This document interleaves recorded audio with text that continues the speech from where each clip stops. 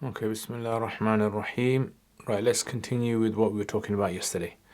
So yesterday we were discussing about we finished on the discussion about where does the concept of 1 year come from? Why is it that we consider a year to be the condition for zakat to be necessary? So we said the asl is that as soon as you have wealth, as soon as a person comes into the possession of mal, they should have to give zakat. But then we said this is going to be kharaj. So there has to be a threshold. So we said there's a nisab. And then we said that ownership is not enough. There has to be milk tam. There has to be complete full ownership. And so therefore, if a person has not received wealth yet, the zakat is not necessary upon them. And finally, we said that the year is considered because generally, when you have the three types of mal we talked about, they all come under nama, which is productive wealth. And we said it can either be intrinsically productive, like gold and silver, or it can be considered productive with regards to it being self-grazing, like animals. And thirdly, it can be something considered to be legally productive, like mal al-tijara, so business, inventory. So here, in this concept of a year, the year actually allows the mal to be able to grow. So there's sufficient amount of time, a window of time there, so the mal can actually grow and develop, and then any fluctuation that takes place in the year can be taken into consideration. So anyway, so we said the hukam now revolves around a year now. So instead of revolving around having the nisab, so having the nisab is not enough. You actually have to have the year as well now. Okay, so that's considered to be. Okay, so, and there is like this ikhtilaf now. So this is what we're going to talk about today. There is like this ikhtilaf, which is zakat necessary on a person immediately? So let's say, for example, like remember the zakat calendar is based upon the lunar calendar. All right, so the lunar calendar basically is the one that we follow. And so therefore, that means, let's say, for instance, on the 1st of Ramadan last year, I was sahibul nisab. I had possession of nisab, of one of the 8 nisabs. And then this year, in the 1st of Ramadan, I also had nisab. So I was above the threshold at the beginning of the year and at the end of the year. Irrespective of what happens in the middle, my zakat is necessary on me.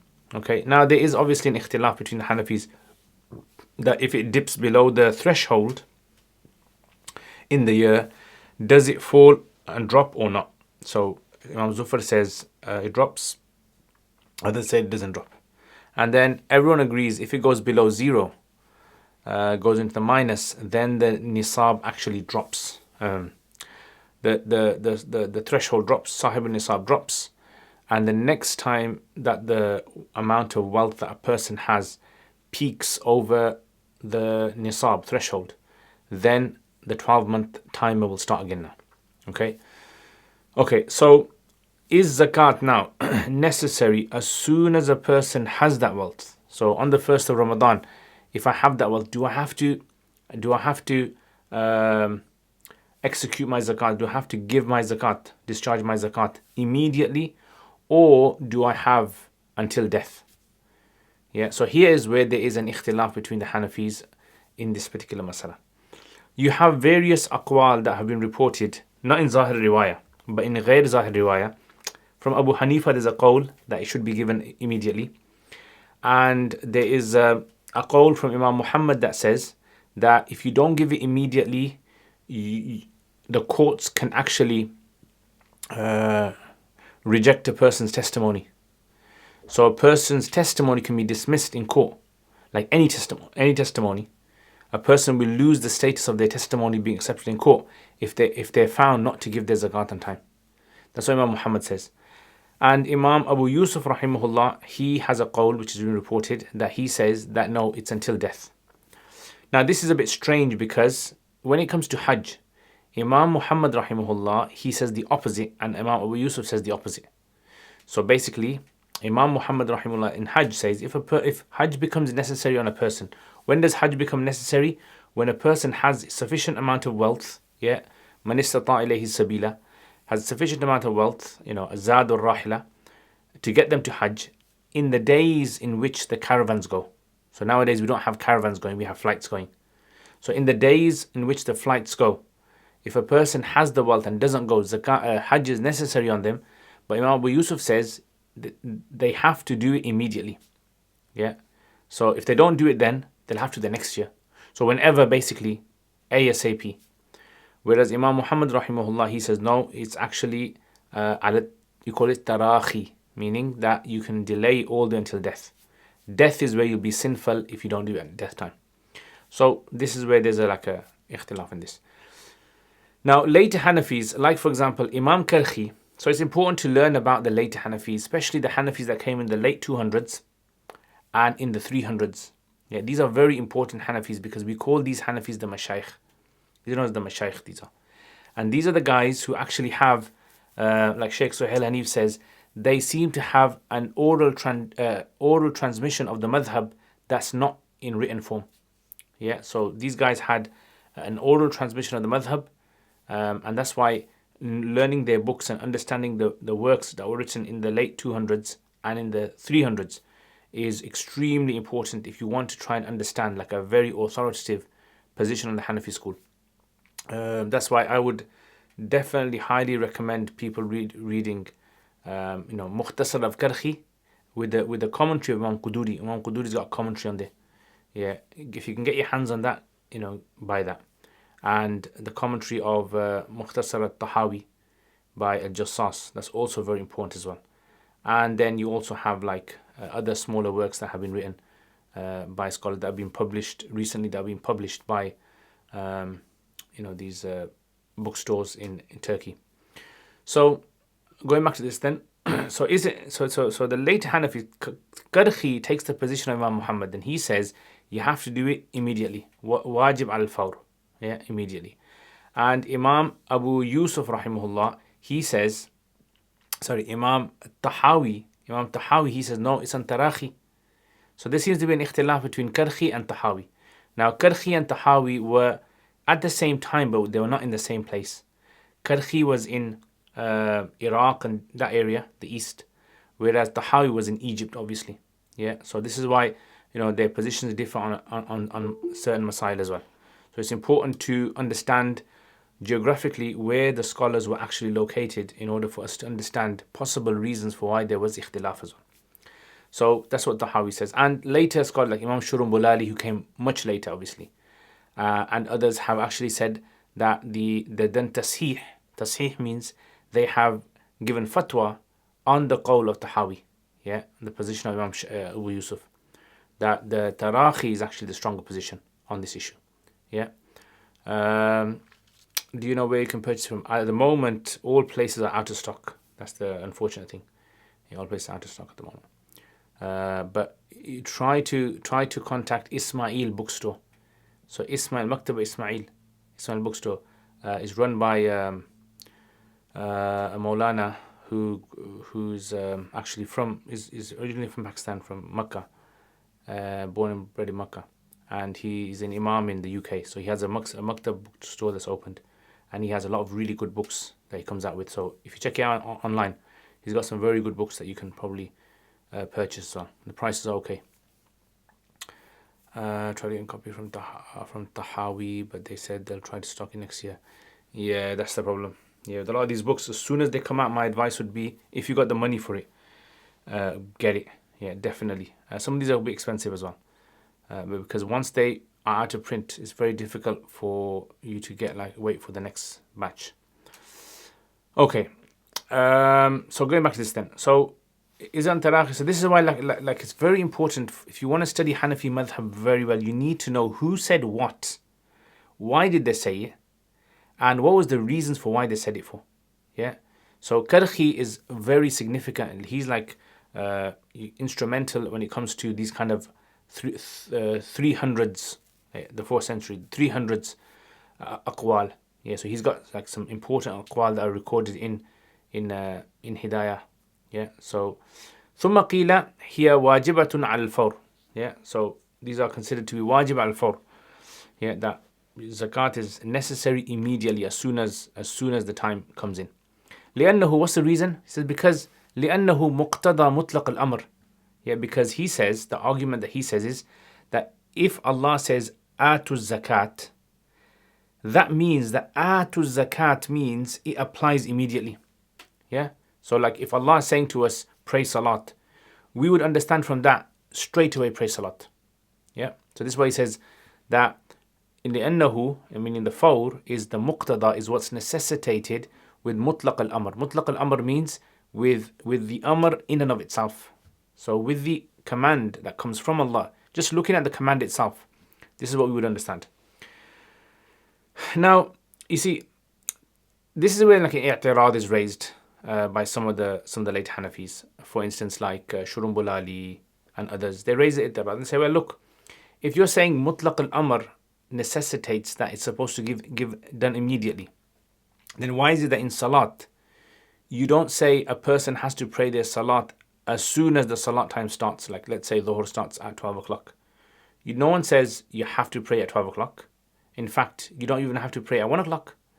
But you have to pray in the last moments. So this is why mutlaq al-amr applies to the last moments. Yeah. So why can't someone turn around and say, well, if zakat has become necessary on a person on the 1st of Ramadan, the wujub al-ada, remember we said nafs al-wujub and the wujub al-ada. The wujub al-ada can apply right in the last moments of life. Yeah. So therefore, the argument isn't very a strong argument. That's what they're saying. Yeah. And another like response that's given, yeah, which in the Hashia over here, it's mentioned in the Hashia over here, which is that who says that the mutlaq al-amr comes for fawr? Like who says that? There's nowhere in our books, nowhere in the Hanafi books does it say that mutlaq al-amr actually comes for fawr. In fact, if you look at the Hanafi books, they say the amr is of two types, ma'mur bihi, muqayyad bil waqt and ghayr mutlaq an al-waqt. Yeah, so muqayyad bil waqt is of four types. When the time is considered to be a dharf, a sabab and a shart, is considered to be a mi'yar, a sabab and a shart, is considered to be a mi'yar, and the fourth one is considered to be mi'yar min wajhin wa sabab wa dharf min wajhin. Yeah. So again, I've explained this in my usul lessons. But this is what they're saying. They're saying that there's no mention of this. So therefore, if zakat is not restricted to time, why are you restricting it to a specific time? Anyway, that's one argument. وَقِيلَ عَلَى التَّرَاخِي. And then some of the Hanafis say that zakat is actually supposed to be given على التراخي, meaning delayed. This is the opinion that it seems as though Sahib al-Hidayah is inclining towards. Yeah, because usually Sahib al-Hidayah in his book, when he mentions a qawl at the end, that's his way of doing tarjih. Yeah, so some of the books, when they mention the qawl at the end, that's an indication that that's their tasheeh of that masala. That's their sort of like giving fatwa on that masala.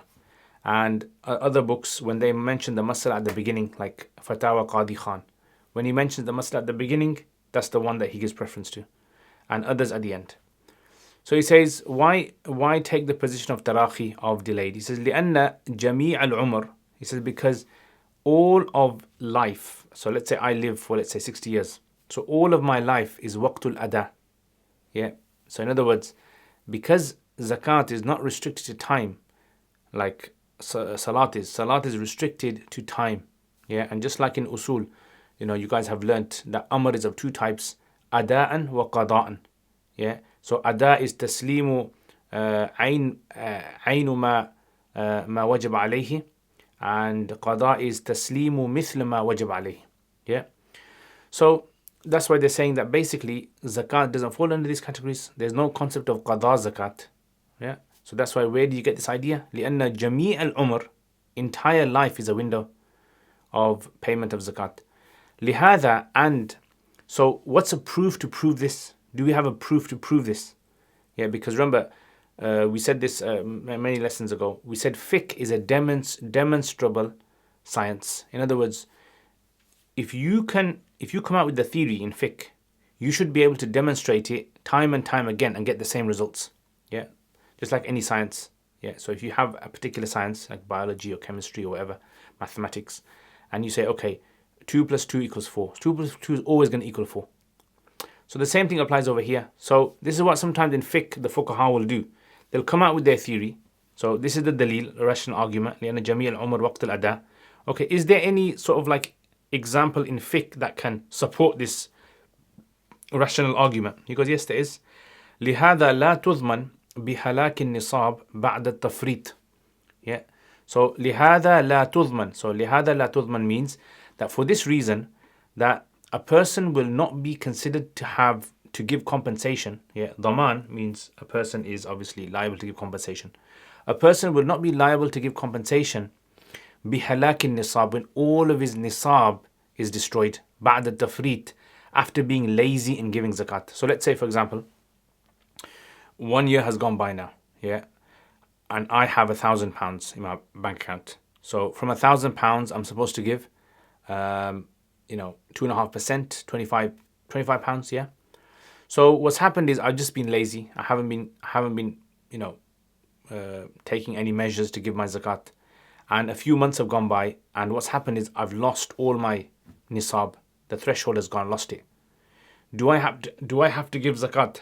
No, I won't have to give compensation. I don't have to give zakat. Yeah. This is according to the Hanafis, okay. As opposed to the Shafis, they say no, you have to. Now, just one little point. We're going to discuss this masala a bit more in detail later on, which is the word tafrit has been used here, okay. And in Arabic, tafrit means when a person, he shows he doesn't show due diligence. Yeah, so he's not really kind of taking care, and it kind of got destroyed, robbed. So normally they use the word halak. Yeah, bihalakin nisab. Yeah, like he says over here, ba'd al-tafrit. But if he said istihlak means he done it deliberately. He used up his wealth deliberately.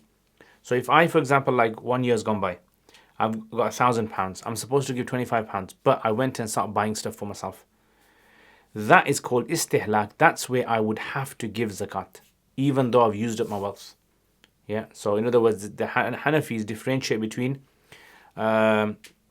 unintentionally losing the wealth and intentionally losing the wealth. Yeah, and we're going to talk about this later. But the point of bringing this masala is to show, look, if a person, the first of Ramadan has come, and a person has not shown due diligence, and the money got robbed, or something happened, it got destroyed, you don't have to give zakat. So if you don't have to give zakat, that would clearly mean that time period that has passed between the first of Ramadan and between the destruction of the wealth, that time period was allowed.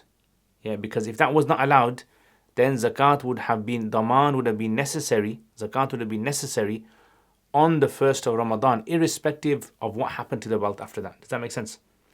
Yeah, so this is the argument that Sahib al-Hidayah brings, and like I said, he seems to incline towards this position. Okay, and if you read Fatawa Tatarkhaniya is a very good fatwa for lots of examples. It's not really kind of well structured in the sense that it kind of gives you like rational, like discussions. It does in some places, some really good points, but not like Hidayah, not like Badaya Sanai. Okay, so that's the position there. Next. Walaysa, now, like I said, this masala is going to come later on. It's going to come about the concept of a person losing their wealth after zakat became necessary on them. Yeah. So, we're going to talk about that in a more detail, and I'm going to bring some statements as well. وَلَيْسَ عَلَى الصَّبِيِّ وَالْمَجْنُونِ زَكَاتٌ. There is no zakat. So zakat is the ism of laysa. That's why I translate it as there is no zakat on a minor and a majnoon. Yeah. And Imam Shafi says no, there is. So why is there a difference between the Hanafis and between the Shafis in this? It all boils down to how you approach like the nadariya. This another concept of nadariya is a very important thing again, for Hanafis to take into consideration. What does nadariya mean? Nadariya basically means is your a concept that you have, a theory, a concept that you have in your mind. So as you know, the fuqaha were all looking at the Quran, and they were all looking at hadith. Yeah, and they were all looking at the same sort of dalils, you can say, pretty much. Most of the dalils that they would consider as being dalils, hujjah, would be roughly the same ones. But The difference was how they approached them, like the way they used to look at them, the nadariyat.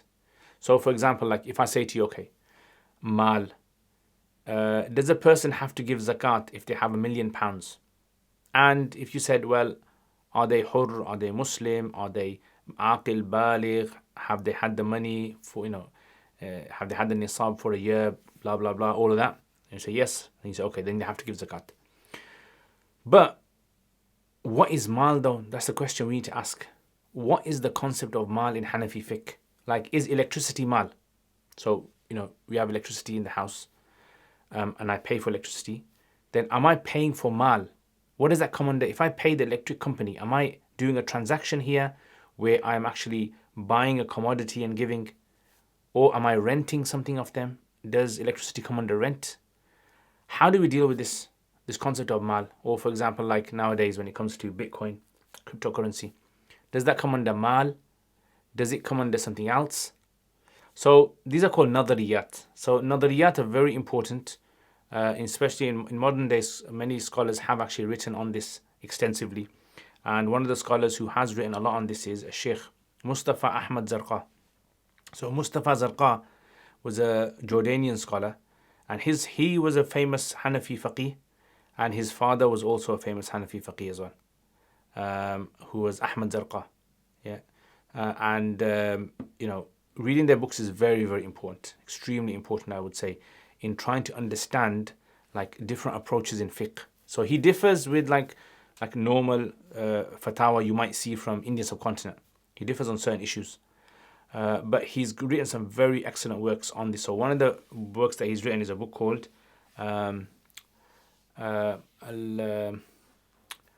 it's called Madkhal al-Fiqhi al-Am. Madkhal al-Fiqhi al-Am. Yeah. So it's in 2 volumes, Madkhal al-Fiqhi al-Am. And in the second volume, and the end section, it's just about nadariyat. What's the nadariyah of waqf? What's the nadariyah of a aqad?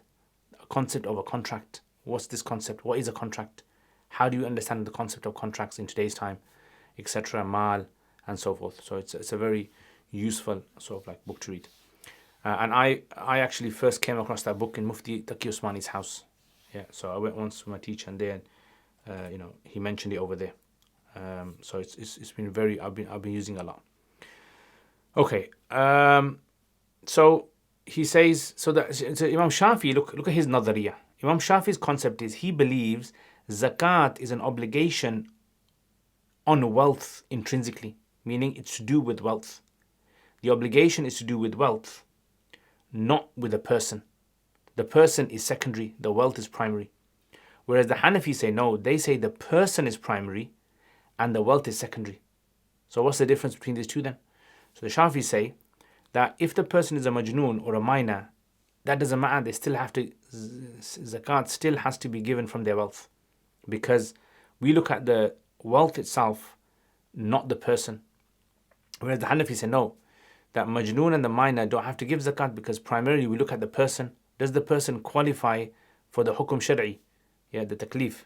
And if they don't, then obviously there's no zakat. So in this case, they don't. So even though they've got £1 billion in their bank account, there's no zakat on it.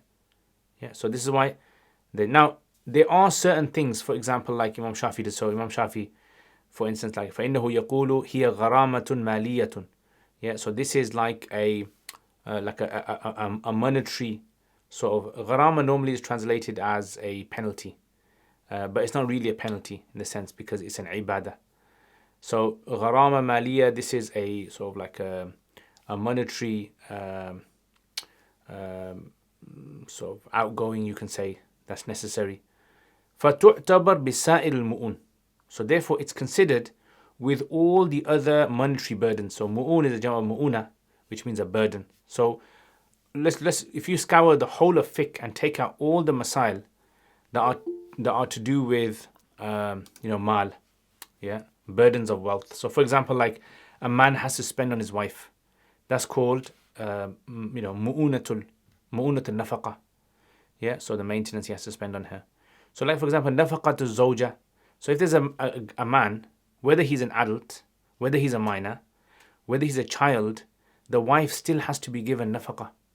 So he says, look, he says, why don't you look at the individual when it comes to the maintenance of a wife, right? The Sharia will impose this monetary burden on you, whether you are an adult or a minor or whatever. So he's saying just as that applies in marriage, in expenditure on the wife, the same happens when it comes to zakat. وَصَارَ كَالْأُشْرِ وَالْخَرَاج. And he says it's also like Usher and kharaj. So Usher and kharaj, same. Usher and kharaj basically are two types of zakat, or Usher is a zakat, kharaj is a tax. Usher is if there is a land that belongs to Muslims, and it's been passed down or bought by Muslims. This land is an Usher land. Usher basically means a tenth.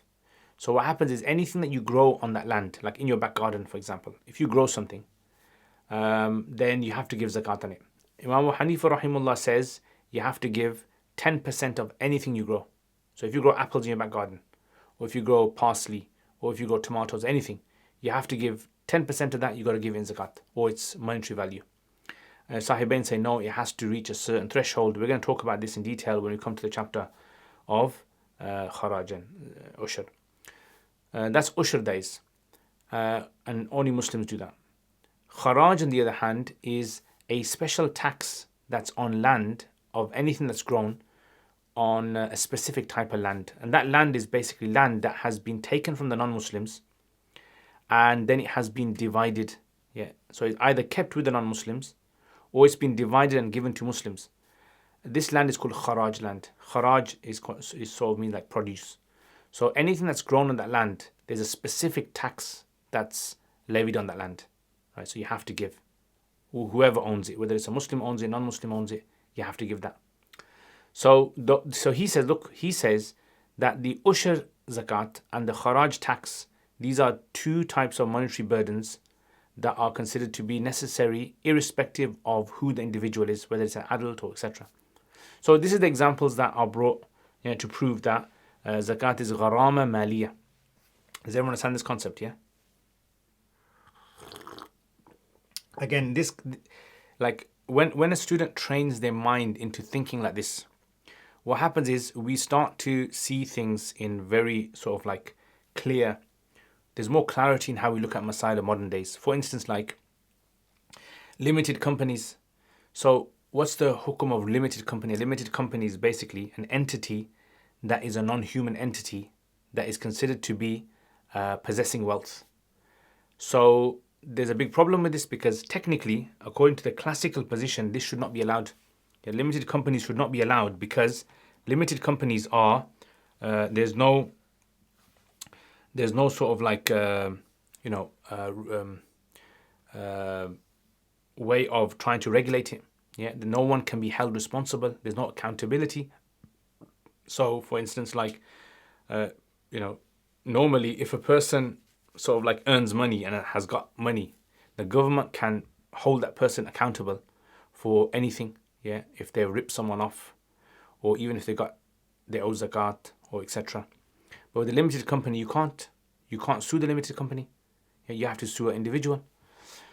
However, some of the fuqaha have actually allowed the concept of limited company because they've said in fiqh they are like the concept of having an entity that is a non-human entity that actually sort of like acts as a independent entity exists. Like for example, the waqf system. Yeah, so the waqf system, or even like a concept of a masjid, it exists. No one owns it, but it exists. There's wealth there. Yeah, so this is why it's very important to understand these concepts so that you can sort of expand on certain things. Yeah, so sometimes, for instance, like the classical scholars may have talked about a specific thing and they may have kept it very simple. But then as scholars came later on, they began to further classify, break it down into further classifications. So that happens in fiqh as well sometimes. Okay. Anyway, I don't want to go on a tangent. So, walana, and our response to this, annaha ibadatun, we say that zakat is an ibadah.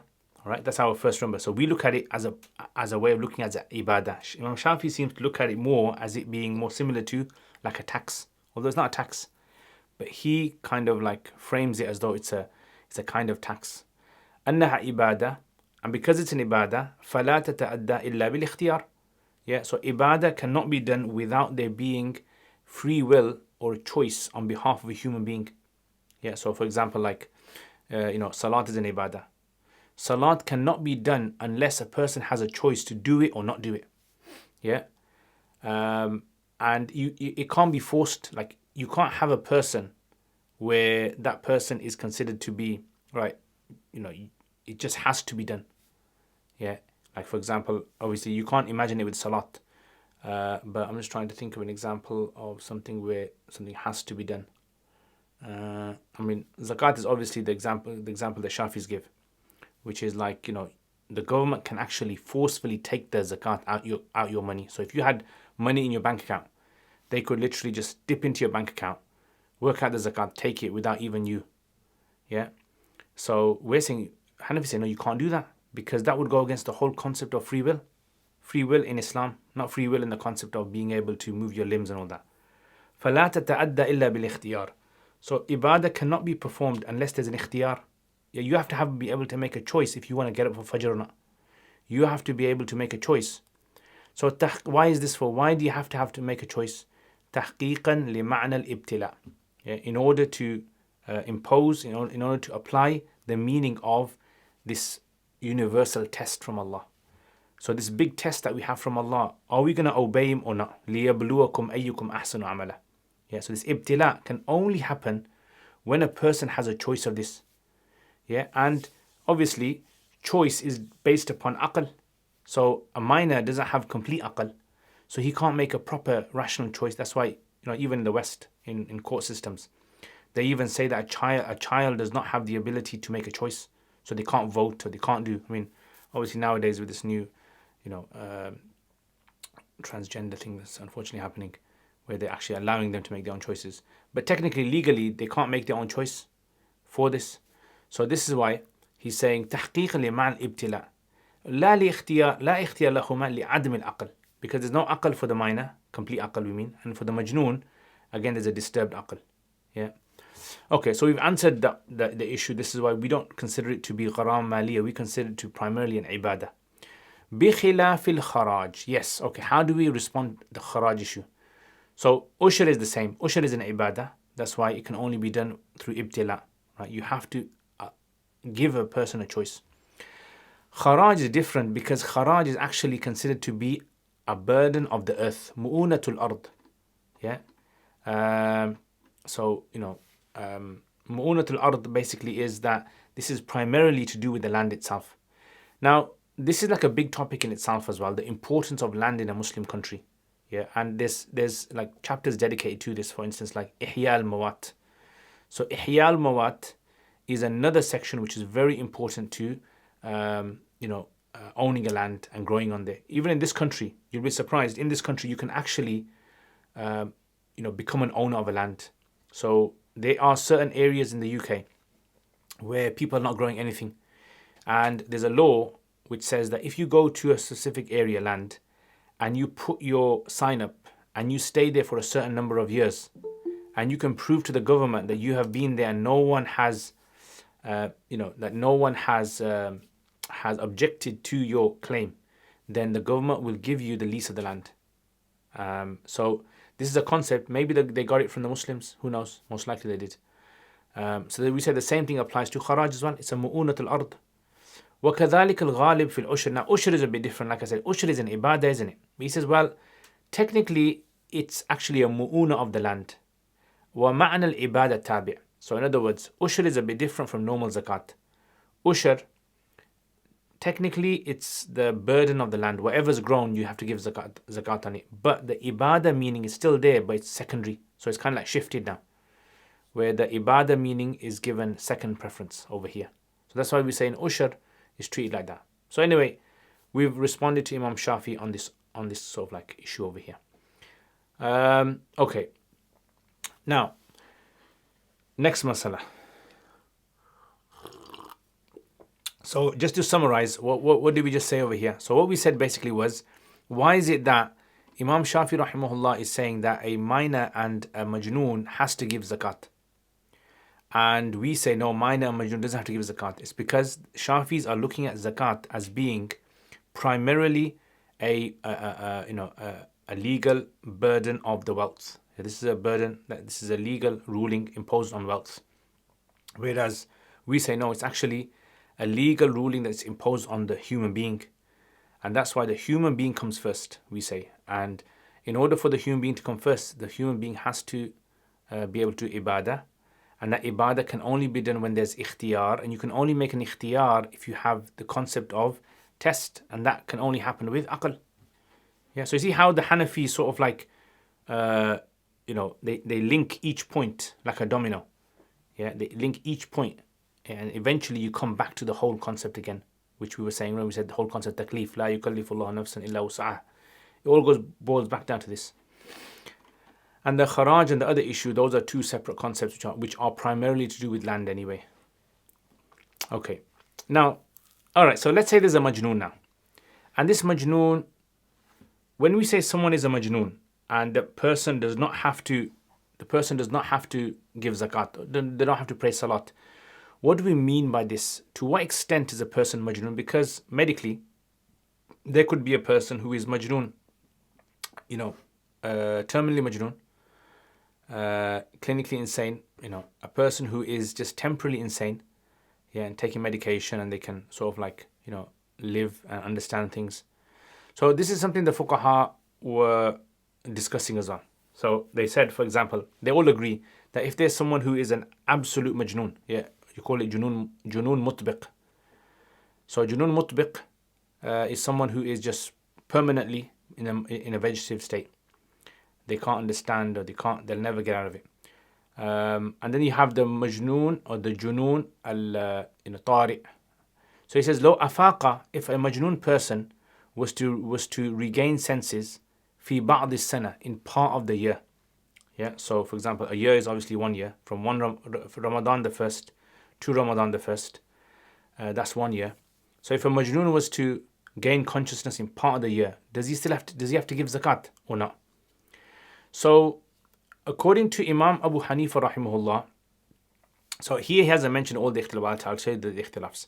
Imam Abu Hanifa rahimahullah says, if at the beginning of the year and at the end of the year he was not majnoon, so on the first of Ramadan last year and the first of Ramadan this year he was okay, mentally he was okay, but in the middle he fluctuated, then he has to give zakat.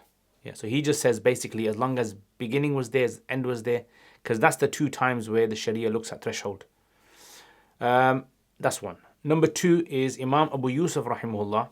Imam Muhammad rahimahullah. He says any time in the year, any time within the 12 months, for any short amount of time, he was okay. He has to give zakat, even if it was for like a day or so.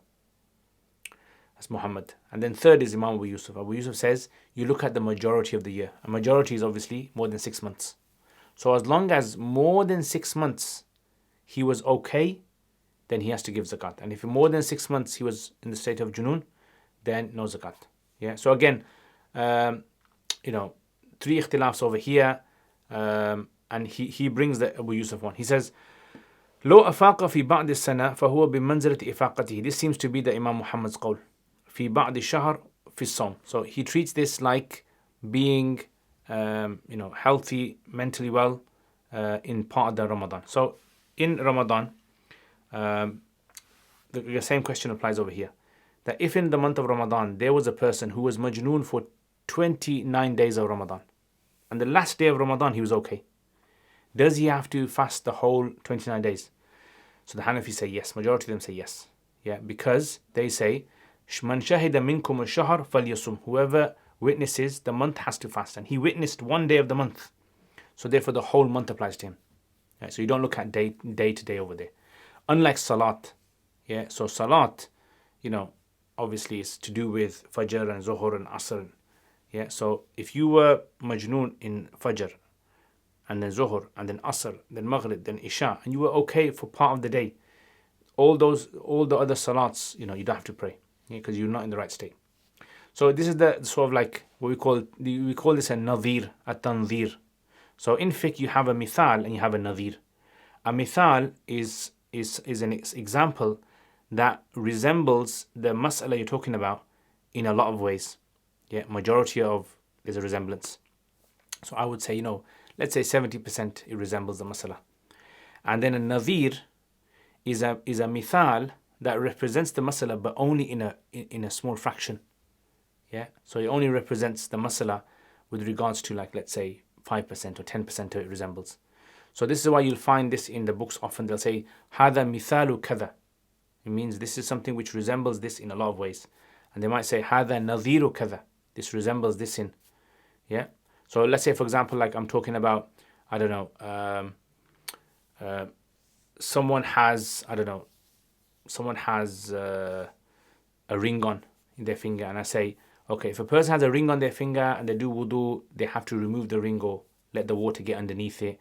The example of this is like, a person who has not washed part of their hand. Yeah, that would be like a mithal, because a person not washing part of their hand, it resembles the person who has a tight ring and the water is not getting under. So that's like a very similar example. Yeah, but if I was to bring something else, if I said, for instance, like a person who has, nail varnish on their finger is like a person who has a bandage on and they can't wet their hand. Yeah. So that won't necessarily be a right example. That's being like a nadhir, but not every nadhir is going to be like a valid. You can't use that as a valid argument. Yeah, because obviously the bandage one, it resembles, obviously there's some resemblance there, but there's a lot of difference between the two. Yeah. Anyway, that's a nadhir, guys. So Imam Abu Yusuf says, أنه يعتبر أكثر الحول. You look at the majority of the year, which is more than 6 months. ولا فرق بين الأصل والعارضي. Yeah, and there's no difference between the asli and the aridi, meaning the asl majnoon, the person who was majnoon, like who is always majnoon, clinically, and aridi means temporary. Yeah, so temporary majnoon. Now remember, in them days, the science of psychiatry wasn't as advanced as it is today. It wasn't as developed. So, there's like lots of different types of mental illnesses. Like I told you, ma'tu, someone who has a child's mind. So someone who has a child's mind, again, here's where Hanafis also differ on this. Someone who has the mind of an 8 years old, and even though they're an adult, do they have to pray salats and do they have to fast and all that? So this is where some of the Hanafis say yes, because he's not really majnoon, he understands. And others say no, because if he's got the mind of a child, then that means that he's not fully aware, that he's not fully, baligh al-aql. Okay, وعن أبي حنيفة رحمه الله تعالى, and it's reported from Abu Hanifa رحمه أنه إذا بلغ مجنونا, when a person he reaches bulugh and he's majnoon. So let's say he's reached the age of puberty at the age of 13, and when he was young he was majnoon, and when he hit puberty he was still majnoon. So بلغ مجنونا, so he became baligh whilst being a majnoon. يعتبر الحول من وقت الإفاقة. Then the whole will be counted when he regains consciousness. So, for instance, like let's say, Liaquat, he's majnoon, mentally, clinically, he's considered to be insane, and then he's reached puberty, hit puberty, he's still majnoon, and then for the first time he's actually starting to become better, he's treated, and he's become mentally well at the age of, let's say, 22. Yeah, at the age of 22 is where we're going to consider him to be eligible to possibly give zakat if all the other 7 conditions are there. Yeah. So this is what he's saying, that إذا بلغ, when a person reaches the state of puberty whilst being majnoon, يعتبر الحول, the year will now be counted من وقت الإفاقة, from the time that he gains sanity. Like بمنزلة الصبي إذا بلغ, yeah, like when a minor reaches the age of puberty. So if a healthy minor, mentally well minor, reaches the age of puberty at 13, that's when we now consider him to possibly start his zakat. So, like normally when I give like zakat talks, this is like a common thing that I tell people. I say, look, a lot of people, they were not careful about giving their zakat when they were young. So at what age do you have to start giving your zakat? So if you have the nisab, yeah, some kids, like some teenagers are quite wealthy, they've got money saved up. So if you were at the age of puberty you have to wait 12 months, then you give zakat. So let's say there's a kid who's got, let's say, I don't know, £10,000. Child's got £10,000. Parents have left him inheritance or whatever. And he reaches the age of puberty at the age of 13. He doesn't give zakat at the age of 13. He has to wait 12 months because in order for the zakat to apply to an individual, 1 year has to pass. Yeah, so even though many years have passed before that, those are not considered. You have to start from that particular moment. Okay. Anybody any questions on that? No.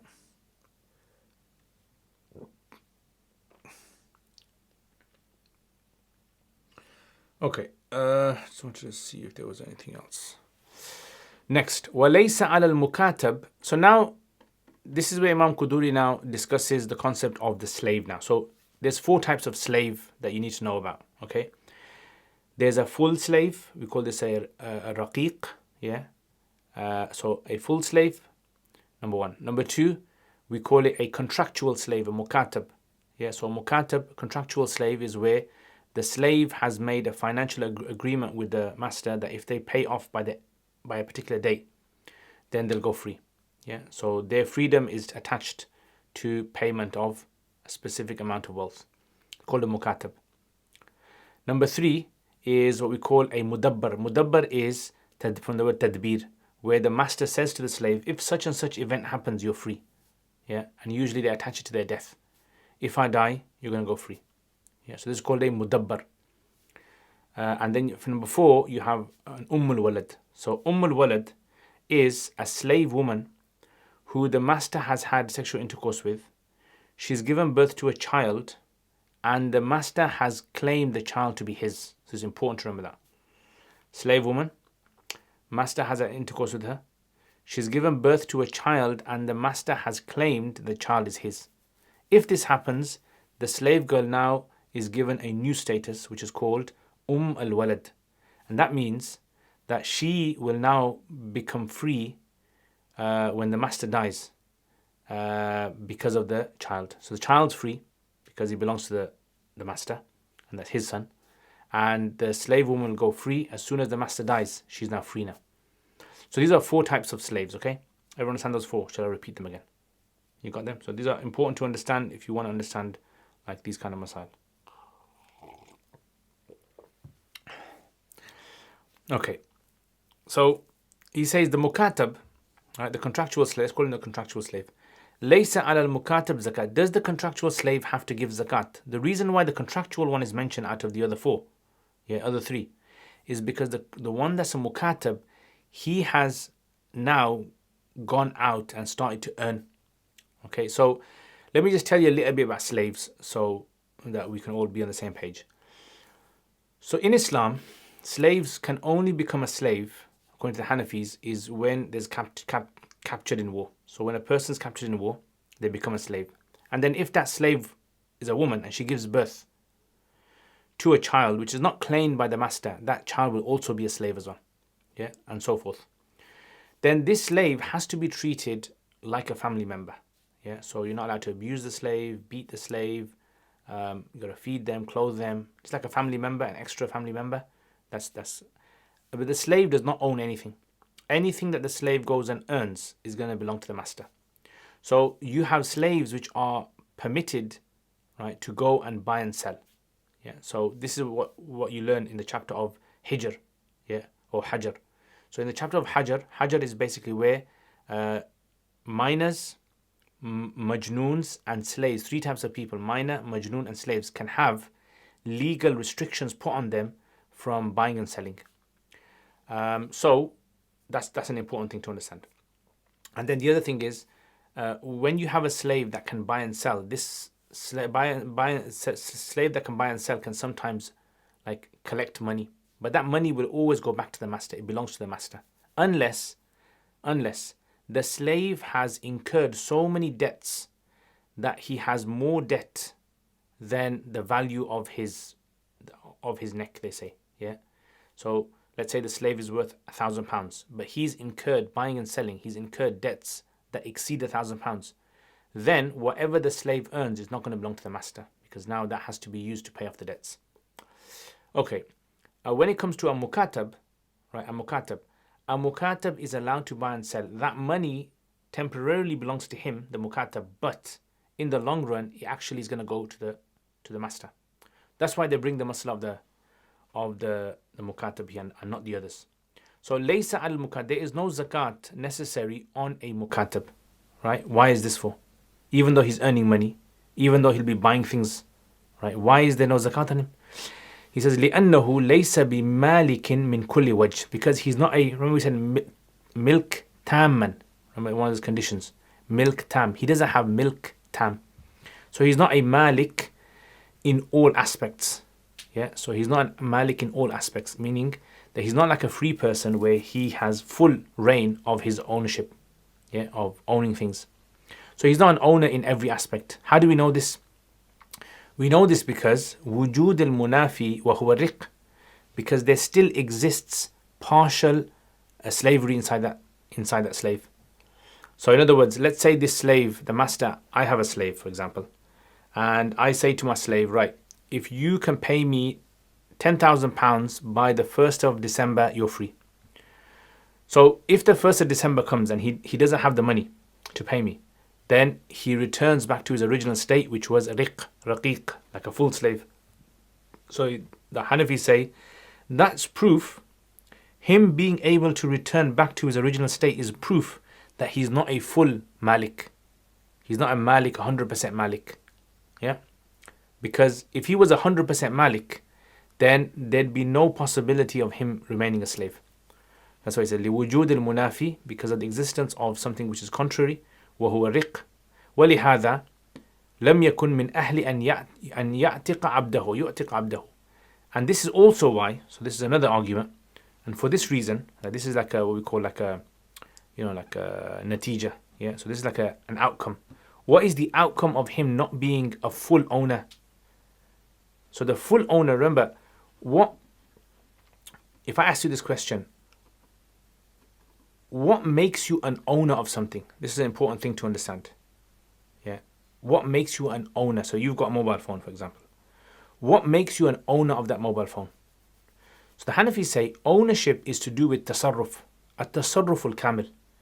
If you are able to do tasarruf, like if you're able to do whatever you want with that phone, you can smash it if you want. You can sell it if you want. You can gift it if you want. You can do whatever you want with it. That means you're the full owner of it. Yeah, you have full ownership. But if you can't do any of those things, then you're partial owner. You're restricted. Your ownership is restricted. This is an important concept, especially in today's times, when it comes to certain concepts are out there. So, there might be something where you might, like legally, you might own something, but you don't have the full rights over it. Yeah, someone else has the rights over it. So this is also like, is there zakat in these kind of things or not? And later on, maybe we'll, in the lessons, we'll come across some examples of that. So here he says, لِهَذَا لَمْ يَكُنْ مِنْ أَهْلِ أَنْ يُعْتِقْ عَبْدَهُ. So this is why, like a sign of this is that if this mukatab was to buy a slave, he can buy a slave, remember. He bought a slave. He doesn't have the right to free his slave. He can't free his slave because freeing his slave is something which is like a tasarruf that will affect the master. Yeah, because it's like when you free a slave, let's say you bought a slave for £1,000 and you free the slave, you lost £1,000. So that's like a loss for the master, that is. So this is why this shows that he doesn't have tamam al-tasarruf. Yeah, he doesn't have full tasarruf in what he does. Okay, Abdul. Okay, well, I think we'll stop there. Yeah, all right. Let's just see if there's anything else. If you have any questions, you can put them up, and then we just summarize the lesson.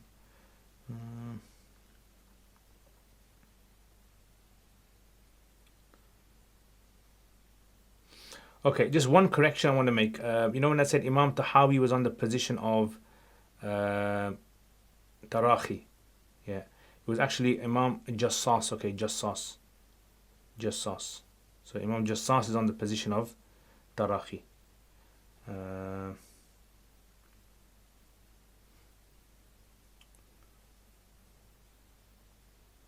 sure I read Tahawi somewhere. Can't remember where I've seen it. Yeah, Jassas.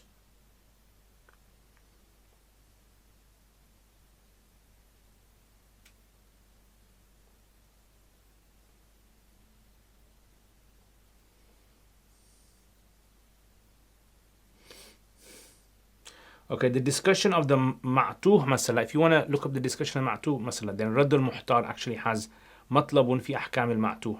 Yeah, so if you want to know about the ma'tuh, the person who has, a child's mind, then there's a section that he's mentioned in the zakat section, matlabun. Okay, also.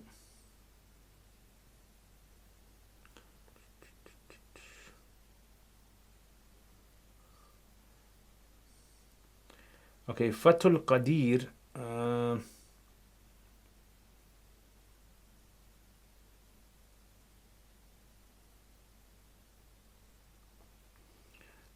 Actually has a long discussion on this whole concept of Kamal milk.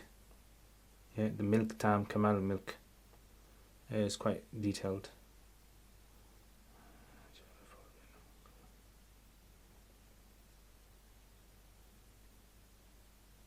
Yeah, and he also has a long discussion on this concept of Tarahi as well.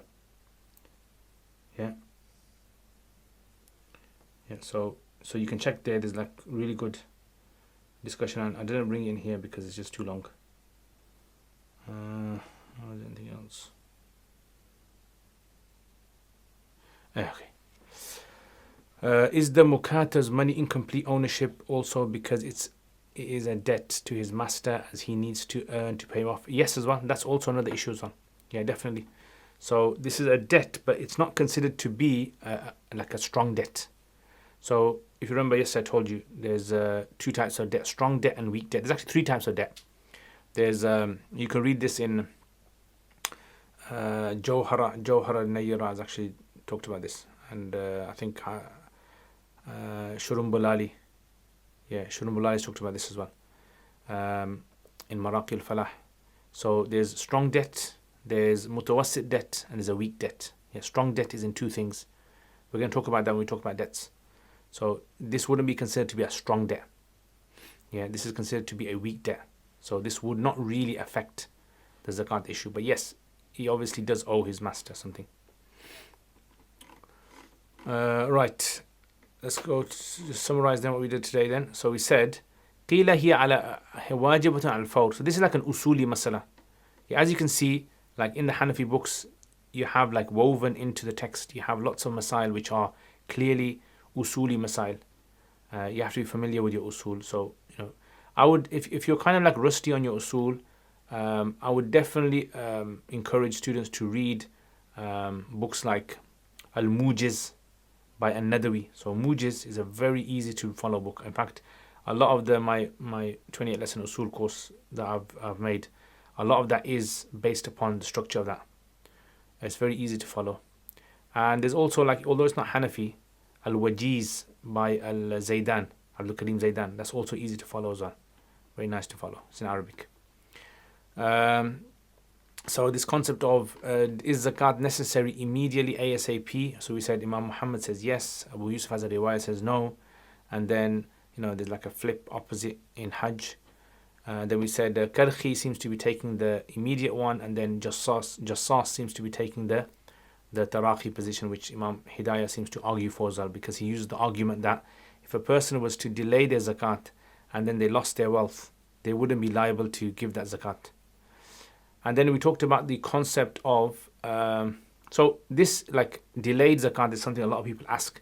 For instance, like let's say someone's zakat is due on the 1st of Ramadan, but then what happens is later on they know. I say, like, I remember this one lady. She was her zakat was due on a specific date, and then she says I don't know. I think it was in summer holidays. She was going to go to Bangladesh, and she wanted to give that zakat to poor relatives. So she said, "Can I delay my zakat?" So for her, obviously, it makes sense that she's not delaying her zakat out of laziness. She's actually delaying it because she strategically wants to give her zakat to her relatives. So therefore, that delayed zakat would be considered to be permissible. Or for instance, like, sometimes you give your zakat to charities. You want to give your zakat to a particular charity that's going to go on a specific charity expedition or whatever, and they distribute the money in that particular location, then that's fine as well. Yeah, so delayed zakat. And sometimes, for instance, like National Zakat Foundation, they have a rule, I think it's a 10-month rule or something, that once you give a zakat, within 10 months it'll be distributed, yeah, to the recipients. So again, knowing how to apply it in today's times as well is very important. And also, laysa ala sabi and majnoon. So we talked about the concept of, is zakat necessary on a minor and a majnoon? We say Shafi say yes, it is, because they look at the argument being from a mal concept. They say zakat is a mal concept. It's not a human concept. Human concept is secondary. Mal, the burden of the mal is the primary. And they give examples of certain things in fiqh where we actually look at the mal rather than the individual. And then our response is basically anything that's an ibadah has to be done with choice. And choice can only be done if there's a concept of test from Allah. And that only applies, la yukallifullahu nafsan, to a person who has, kamil aql. And then the kharaj and the Usher one, they are particularly to do with the ground, even though Usher is also ibadah, but it's secondary ibadah. The ibadah is like secondary to it. We said about the person who gains consciousness in the year. So Imam Hanifa says, you look at the beginning of the year, end of the year. As long as they were okay, then you got to give zakat. Imam Muhammad says, any time in the year, for any short period of time, if they were okay, they got to give zakat. And Abu Yusuf says, most of the year, more than six months. And wala farq, and there's no difference between the asli and the aridi in this, as like we said.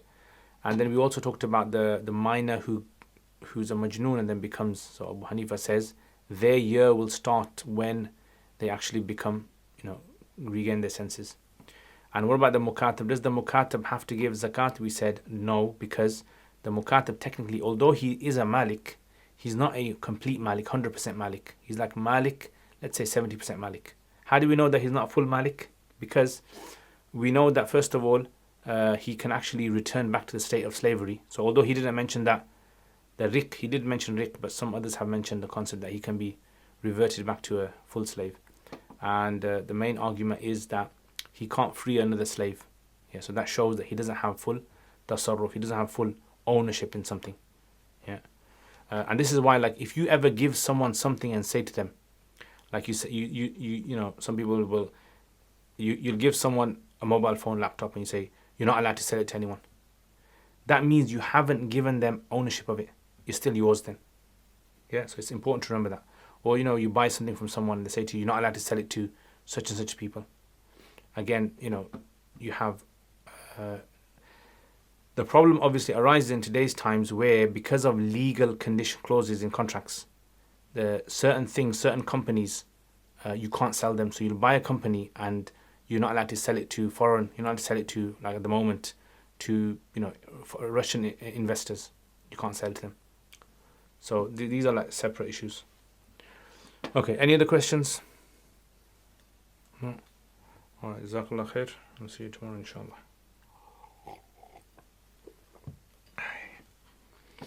If a child becomes baligh and is sahib nisab, will they give back on those years that they have given zakat? If a child becomes baligh and is sahib nisab, will they give back on those years that they haven't given zakat?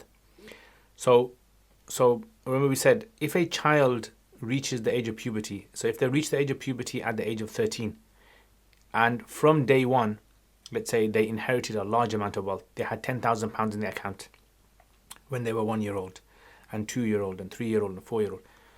So when they reach the age of puberty, they don't have to backdate their zakat. They don't go back, because it was not necessary on them in all those 13 years. Yeah, it will only become necessary once they reach puberty, let's say 13, and 1 year passes. So from the age of 14 now, that's when they'll start giving their zakat. They don't have to give zakat in the past years. Yeah, because there was no taklif from Allah in those years. Does that make sense? Yeah, and the same thing happens for like mothers who give their daughters. Sometimes mothers will give a young daughter, 6-year-old daughter, gold. Yeah, they'll give the gold to the young daughter, a ring or something, or necklace, I don't know, some jewelry. There's no zakat in there, unless the mother has not given the child full ownership. Then that's a separate issue. Like this happens sometimes in families where a mother will give a daughter her gold, but it's technically still a mother's. I don't know, a strange cultural concept some people have. Yeah, the mother will give the daughter gold. It's hers, but she can't sell it. So basically, it's not hers. Yeah, it's like a strange thing. And I've even like heard some men even say this.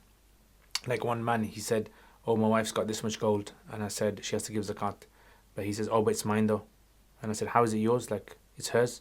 He goes, "Yeah, it's hers, but it's mine though." So he had the idea that mahar was his, but it was just in the hands of his wife. So that's not ownership. Then that's just safekeeping, right? So sometimes you have to look at how the culture understands these things. And if they don't have access to that money and will only be able to access at 16, then they will give back on the 3. So it all depends. Why don't they have access to it? What kind? So is it because the access is not allowed for them to get access to it? Yeah. Or have they given access to a wakil? Yeah. So like for example, like a person who is in charge of dealing with that wealth, safekeeping that wealth, a trustee, like a child's bank account. So who has access to it? Does anyone have access to it? That's the question. So if someone has access, like if the guardians have access, that means the child has access. That's automatically counted as the child has access. So therefore, they'd have to give back the 3 years. But if someone like left money for it, like let's say that some wealthy uncle left for his niece money, yeah, and said she can only get access to it when she's 16, and now he's died, for example, yeah, and obviously no one has access to it. Then in that case, they don't give zakat on it because there was no one taking care of that wealth. It was just like locked away in a safe somewhere. Yeah. So if there's a fund manager, if there's like someone who's in charge, then yes. Like for example, the issue of pension. So you have to give zakat when we talk about, later on we'll talk about pension. So if you have a pension and you have what we call a defined contribution scheme pension, defined contribution scheme pension, you have to give zakat on it. Defined contribution scheme is where you basically allot a fund manager, and that fund manager will invest your money for you. He'll take care of it. But you only get access to that money after 65. Because you've given him access to it, that means that it's as though that fund manager is your wakil. So therefore, all those years you have to backdate. Once you get your money at 65, you have to backdate the zakat on that pension all those years. But that's only for defined contribution scheme, okay? Not like NHS pension or government pension or defined benefit scheme pension. There are trust funds where parents put money in and the child can only access. Yeah, so that means if it's a trust fund, what basically normally would happen is, as long as it's not a haram trust fund, so as long as it's not a haram where the money is being invested in ISAs, which are, this is like, again, going into like a more complicated issue. So if it's invested, and usually, unfortunately, these child trust funds are invested in haram, like riba-based institutes, banks and all that. But let's say it's all halal, and the parents have invested it, so that means the parents have allotted a fund manager that is investing that money. So because that person has been allocated, therefore the child would have to give the zakat of the past years once they get it.